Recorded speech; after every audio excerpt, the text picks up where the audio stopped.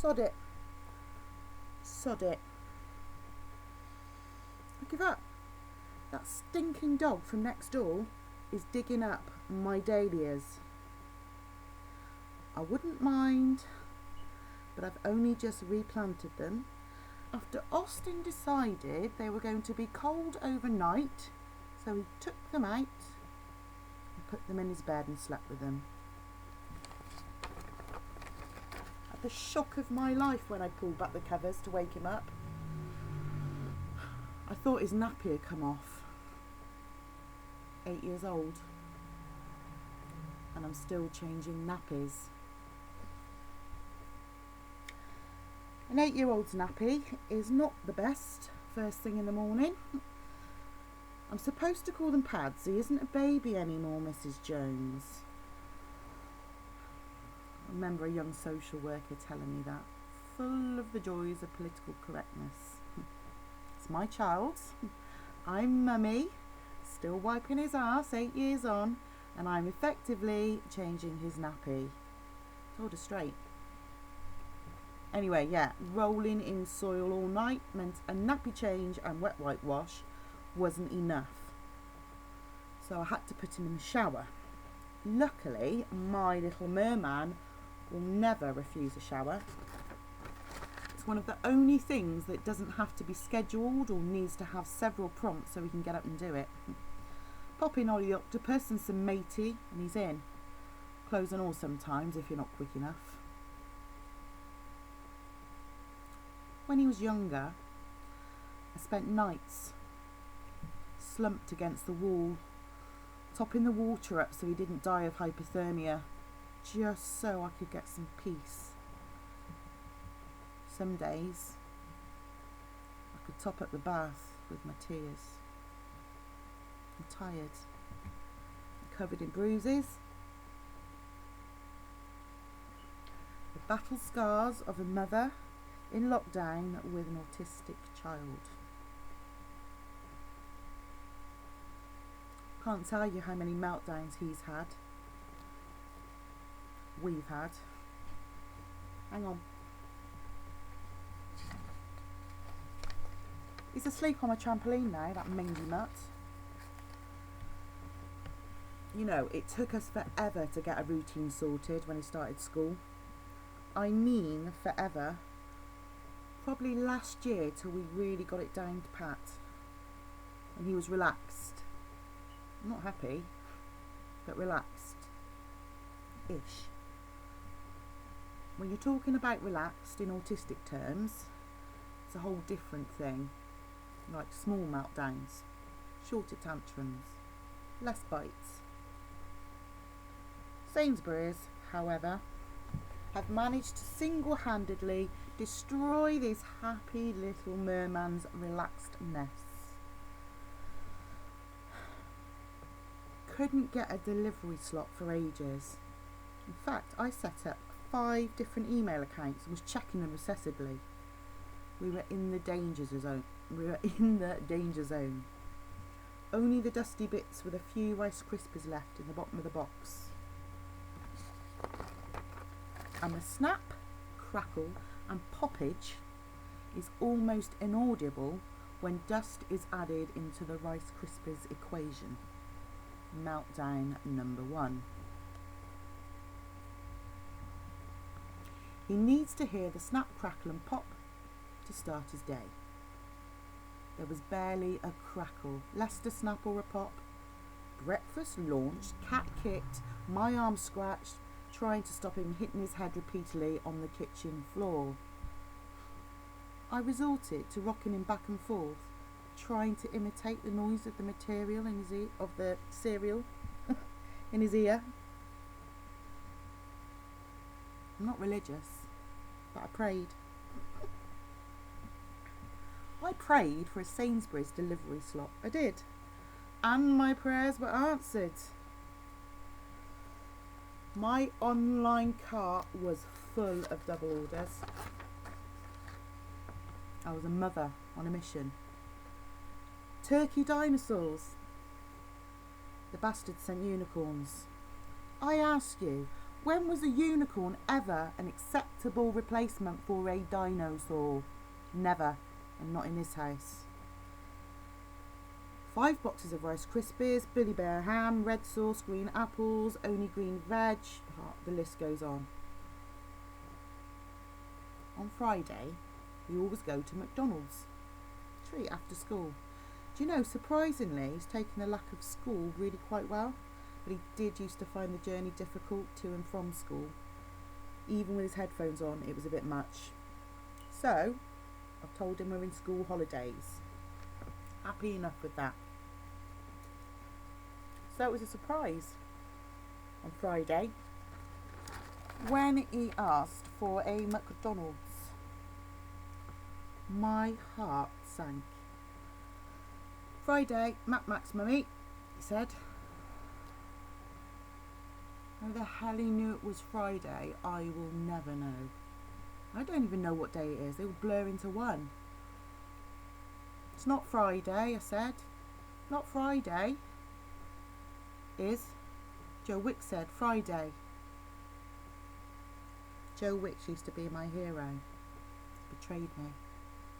Fucking happy Friday, Joe, I said under my breath. Then I had a thought. I turned on the taps, just topped up the hot water a little bit more, put the monitor on, ran to my bedroom. Now, not the house, but my bedroom is a bit of a tip. No one goes there apart from me, so I reckon a monthly clean is roundabout enough. Bit of a delve down the side of the bed, and my God, I found it. McDonald's bag, and inside an empty drinks carton, and even the little bag to put the chicken nuggets in. Felt like I'd won the lottery. Anyway, we decide that it's Friday, so it's Mac. I'm going to have to do it. I can't afford another meltdown.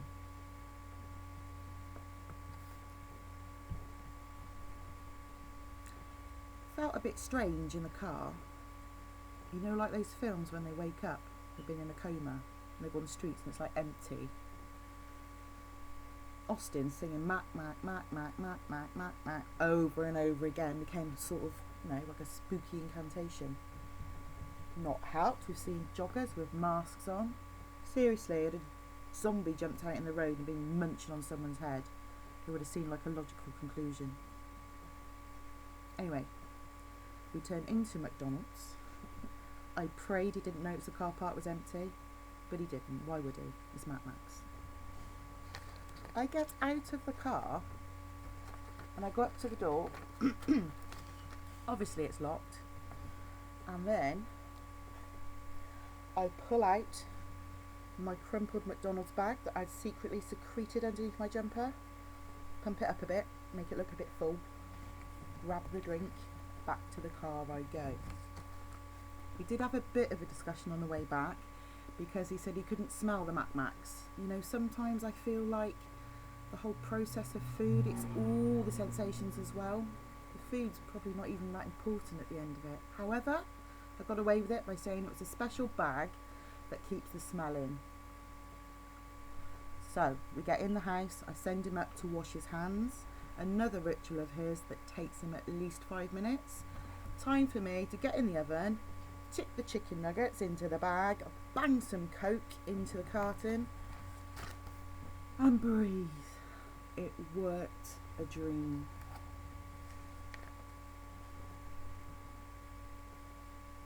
Get a little bit of pride out of lying these days. Got to get your triumphs where you can, I suppose. The one thing I didn't say, which is a little bit embarrassing, but between you and I, it's alright. So as I was getting in the car with the aforementioned empty Max, I saw a little girl in a car a bit like ours. It was a red, yeah. In fact, I think it was the same car as ours. Anyway, so she's looking out the window at me, saw the Max, and I can see her face light up, and she's shouting at her dad and she's pointing. Her dad's face lights up. They pull into the drive-through. I get in the car and drive off. I did not want to see their disappointment. I'm sorry. What? Yeah, good boy. Yeah, Postman Pat. We've had other challenges. Ones that haven't been quite so successful.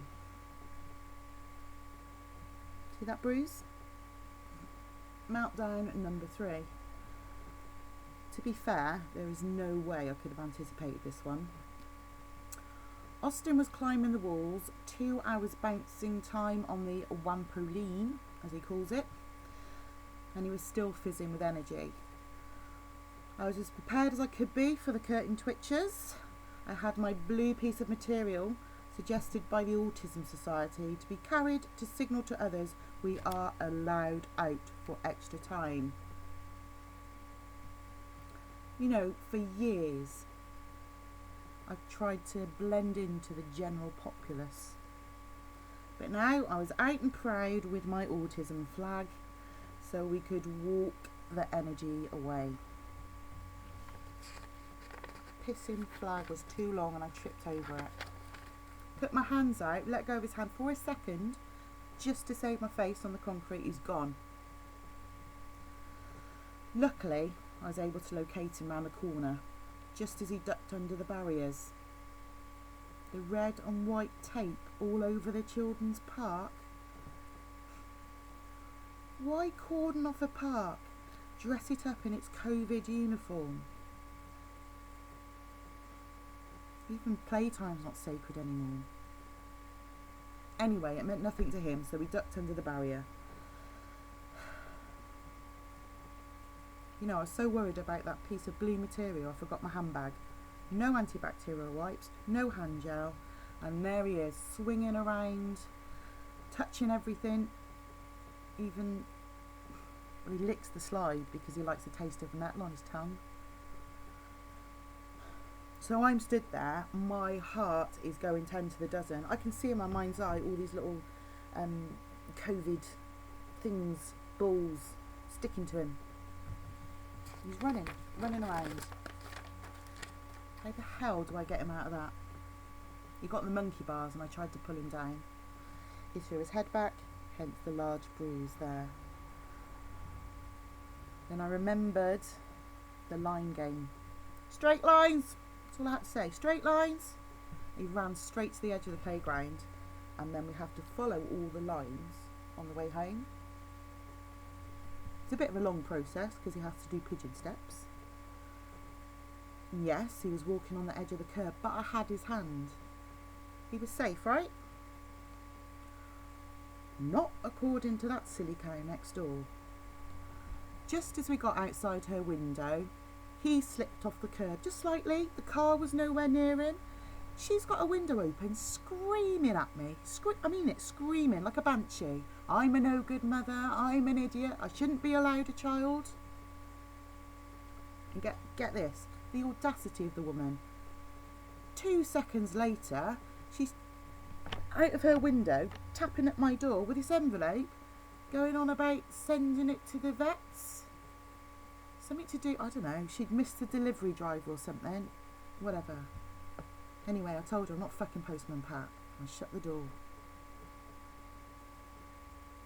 I know, it wasn't very nice, but I'm stressed.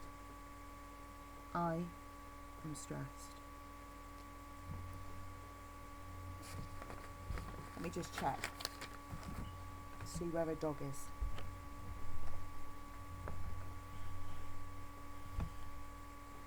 It's gone. Just check the front window a minute. I bet he's out the front.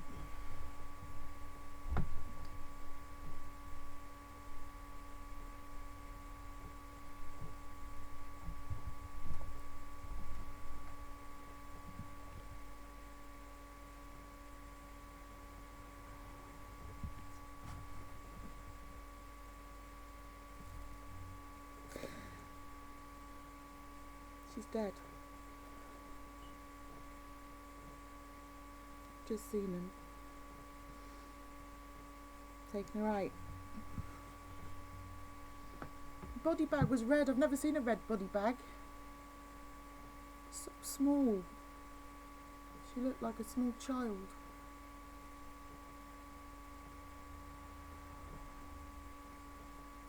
Never seen a red body bag.